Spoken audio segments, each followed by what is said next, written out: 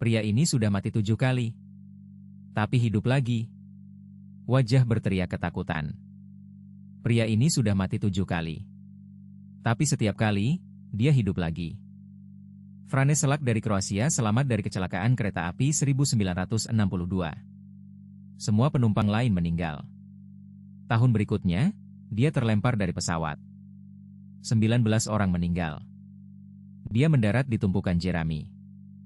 1966, bus yang dia naiki jatuh ke sungai. 4 orang meninggal. Dia selamat lagi. 1970, mobilnya terbakar. Dia keluar tepat sebelum tangki bensin meledak. 1995, dia ditabrak bus. Selamat. 2003, dia beli loter pertamanya. Menang $1 juta.